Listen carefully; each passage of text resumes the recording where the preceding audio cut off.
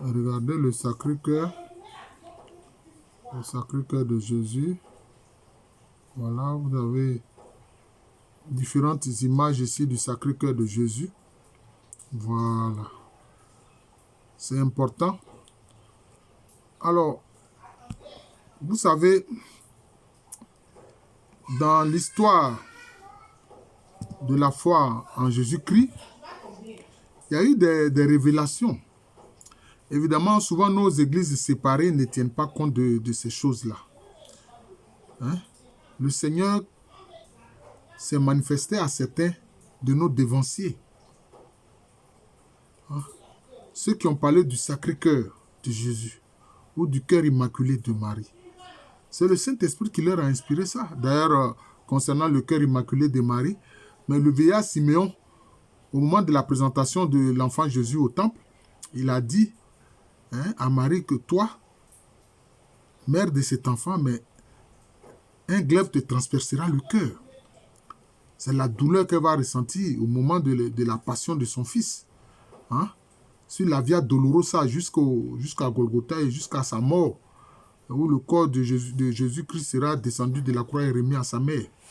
Donc, il y a des inspirations comme ça qui sont venues du Saint-Esprit et on ne doit pas les négliger ni les mépriser.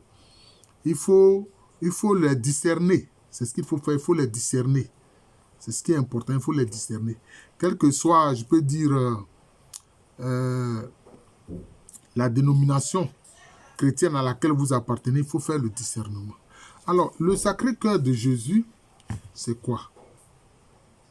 Il est dit quoi? Dieu a tant aimé le monde qu'il a donné son Fils unique, afin que quiconque croit en lui ne périsse pas, mais ait la vie éternelle. Vous voyez, ait la vie éternelle. Le Père a aimé le monde et il a envoyé sa parole éternelle. La parole est un enfant et un fils, entre guillemets, de la pensée. Il faut comprendre ça. Et donc, le Père a aimé le monde. Et il a envoyé son fils pour faire quoi? Mais pour concrétiser cet amour qu'il a pour le monde. Mais comme le fils, lui, s'est incarné, c'est-à-dire, il est à la fois parole éternelle de Dieu, mais aussi, lui, il a un corps physique. Donc, il a un cœur. Voilà. Le cœur du Père qui a aimé le monde, ce n'est pas un cœur de chair, mais le cœur de Jésus-Christ qui a aimé les hommes. C'est un cœur de chair. C'est un cœur de chair. C'est ça, c'est un cœur de chair. Vous voyez lui-même, qu'est-ce qu'il fait? À sa résurrection, qu'est-ce qu'il fait? Il demande à Pierre, m'aimes-tu? M'aimes-tu plus que cela? Vous voyez? Donc, la vie de Jésus, l'amour est au centre. Lui aussi, il a aimé ce que le Père lui a donné. Et il a accompli le sacrifice. Bon, il y a des gens qui parlent de sacrifice. Bon, ils sacrifient des choses. Enfin, ça peut être, d'autres font des sacrifices avec du lait, avec des animaux, etc., etc. Le sacrifice du Christ, c'est un sacrifice qui est éternel et qui est unique. Et qui s'actualise quand quelqu'un dit, Seigneur Jésus, je reconnais que tu es mon sauveur et je te reçois comme Seigneur et sauveur de ma vie. Ça s'actualise. Vous comprenez? Et ce cœur-là est comment? Donc nous allons le décrire. Vous voyez? Nous allons le décrire. C'est un cœur qui est lacéré d'épines. Vous voyez? C'est un cœur qui est lacéré d'épines. Donc c'est un cœur qui a souffert. Imaginez l'épine. Si l'épine, si on vous met des épines au pied ou dans une partie de votre corps, vous allez souffrir. Donc c'est un cœur souffrant. Souffrant pourquoi? Parce qu'il ne veut pas voir des âmes humaines aller à la perdition, aller en enfer. Il y a des gens qui sont là qui disent non, ça là, paradis, en fait, tout ça, ce sont des affabulations. Ah bon?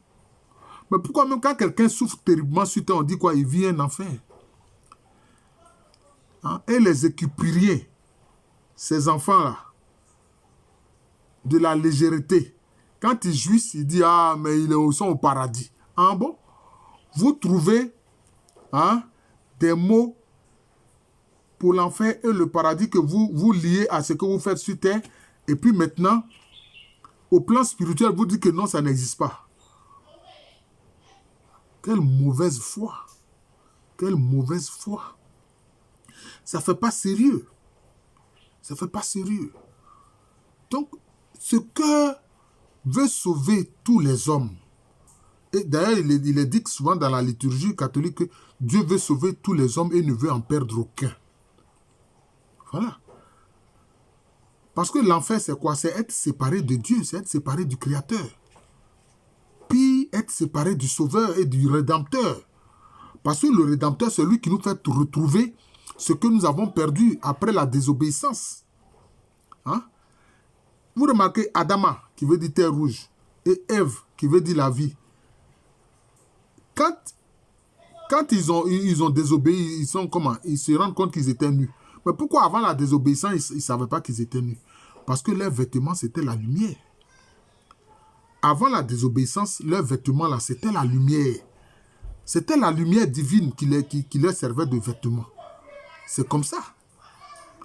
Et c'est pour ça que quand on est rempli de l'Esprit Saint, c'est comme si on retrouve ce vêtement de lumière là. C'est comme ça. On retrouve ce vêtement de lumière. Et Jésus-Christ, son cœur a aimé le monde.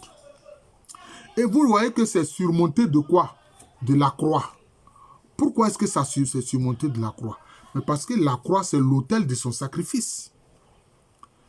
Et il m'a dit, il dit que il a pris la croix comme autel de son sacrifice parce que le symbole de l'être humain, c'est la croix. La vie de l'homme, c'est la croix. Pourquoi? Quand il marche, il est dans la position verticale. Quand il se couche, c'est la position horizontale. Les deux mouvements associés forment la croix. Pourquoi les gens qui refusent Jésus-Christ là, hein?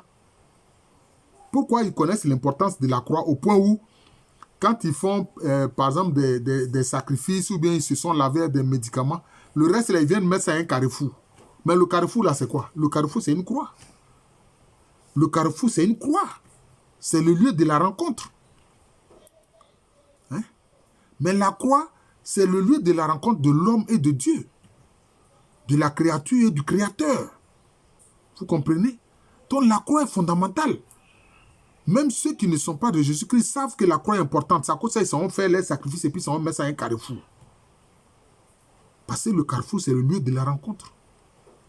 Tu vas aller mettre tes colas, ou bien, je ne sais pas moi, ton lait, ou bien, je ne sais pas moi, du sang d'animal, ou bien un poulet là-bas au carrefour. Qu'est-ce que tu veux?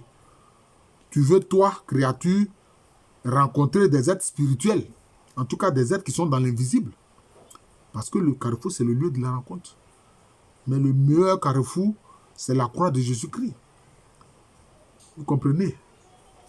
Parce que là, hein, c'est le Sauveur et le Rédempteur, hein, qui s'offre en sacrifice pour la créature. Là, ce n'est même pas la créature qui fait un sacrifice, non. Hein, c'est le Sauveur. C'est le Créateur lui-même qui fait le sacrifice. Toi, la créature, toi, l'être humain, tu n'as qu'à reconnaître cela. C'est tout. Tout ton rôle, c'est de reconnaître cela. C'est de reconnaître qu'il a fait le sacrifice pour toi. C'est tout. Donc, vous voyez que dans la foi en Jésus-Christ, les choses sont très simples. Ce n'est pas compliqué. On ne te demande pas d'aller acheter un poulet, on ne te demande pas d'aller acheter du lait, on te demande... Non. Reconnais que c'est lui qui a fait le sacrifice sur la croix. Et ce sacrifice-là, c'est quoi? C'est le don de sa vie. C'est le don de sa vie. C'est le don de son corps. Il suffit de reconnaître ça et puis c'est tout. Et tu entres dans le salut qu'il offre à l'humanité. Seulement, lui, son corps n'est pas resté au tombeau. Il est ressuscité. Son corps est ressuscité. Vous voyez? Son corps est revenu à la vie. C'est ça. Vous voyez? Et c'est ça qui est fondamental. Et donc, il est dit, ceux qui croient en lui, même s'ils meurent là, lui, il va les ressusciter. Voilà. Et lui, il va les ressusciter. Parce que lui, il est le premier ressuscité. Vous voyez. Et on voit, hein, ce cœur transpercé d'épines, de douleur, ben, il y a du sang qui coule. Il y a du sang qui coule.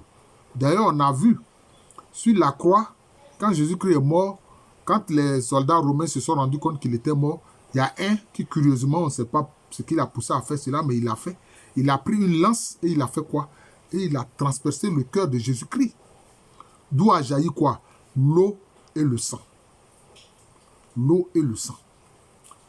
L'eau fait quoi? L'eau purifie. Le sang fait quoi? Le sang, je vais vous dire, le sang, c'est comme du feu. Ce n'est pas pour rien que le sang est rouge. Le sang, c'est du feu. D'ailleurs, à l'intérieur du sang, il y a quoi? Il y a des globules rouges et puis il y a des globules blancs. Même dans le sang, il y a des globules rouges et puis il y a les globules blancs. Ce sont les deux éléments de la vie humaine. Ah oui, ce sont les deux éléments de la vie humaine. L'eau et le sang, ce sont les deux éléments de la vie humaine. Hein? Pourquoi? Vous avez du sang qui coule en vous, non? Il y a la circulation du sang. Maintenant, qu'est-ce qui est eau dans vous?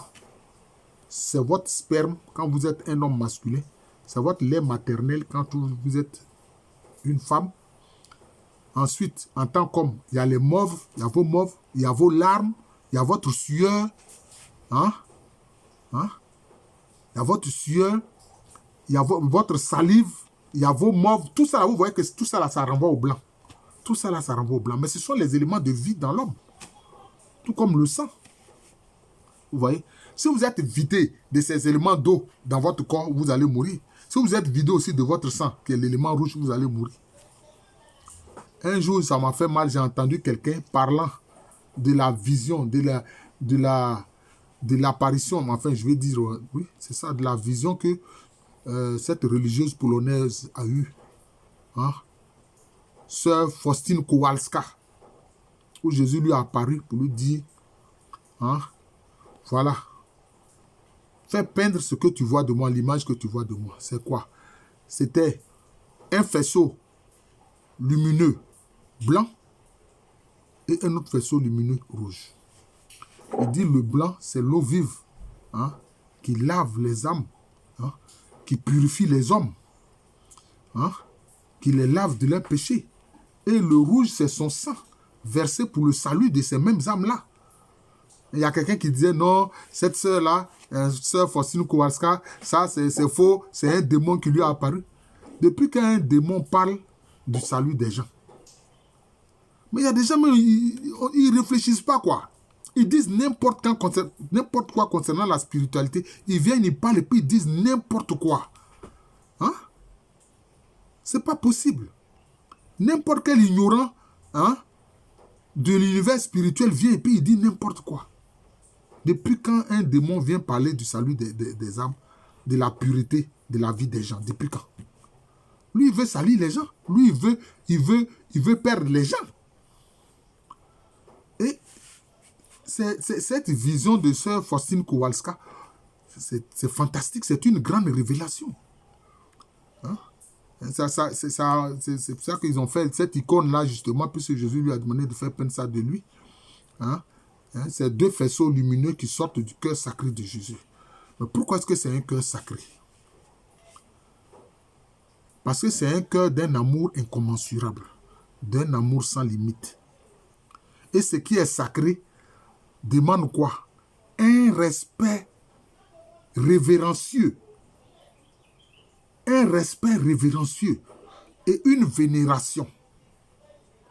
Je n'ai pas dit une adoration, mais j'ai dit une vénération. Il faut vénérer le Sacré-Cœur de Jésus. Et il faut adorer Jésus lui-même. Voilà. Jésus Eucharistie, Jésus, il faut l'adorer. Il faut adorer le Père, il faut adorer aussi le Saint-Esprit. Mais son cœur est sacré, donc il faut vénérer ce cœur-là. Il ne faut pas être irrespectueux devant le cœur sacré. Ce qui est sacré exige une vénération, un profond respect. Et ça, c'est pour ça que le cœur sacré est là. Et c'est un cœur qui est comment? Qui est tout lumineux. C'est un cœur qui est tout lumineux. C'est un cœur de qui jaillit la lumière. Vous voyez, d'abord, il y a une flamme et puis la lumière. C'est quoi? C'est quelle lumière? C'est la lumière de Dieu, c'est la lumière divine. C'est la lumière de Dieu, c'est la lumière divine. Hein? À Pâques, qu'est-ce que nous chantons? Christ, tu es lumière, lumière pour le monde. Hein? Celui qui marche à ta suite ne marche pas dans la nuit. C'est-à-dire ne marche pas dans les ténèbres. Voilà. Sa lumière là divine là va te guider. Et cette lumière-là surgit aussi de son cœur sacré, qui est le cœur d'amour de Dieu. C'est le cœur d'amour de Dieu. Voilà. C'est le cœur d'amour de Dieu. C'est important. C'est ça. La vénération du Sacré-Cœur. Celui qui vénère le Sacré-Cœur, qu'est-ce qui va se passer? Il va être pénétré par l'amour de Jésus. Il va être pénétré par l'amour de Jésus. Tous ceux qui ont une vénération du Sacré-Cœur sont pénétrés par l'amour du Seigneur Jésus-Christ. Et ça, c'est une chose fantastique. Voilà. Donc, je faisais ici le commentaire du cœur sacré, le commentaire du cœur sacré de Jésus. Je suis le frère Jean de l'amour de Jésus. C'est mon nom spirituel. Et à l'état civil, je suis le professeur Raoul Kwame René. Abonnez-vous à cette chaîne. Hein, voilà. Et partagez-la surtout. Partagez ces vidéos.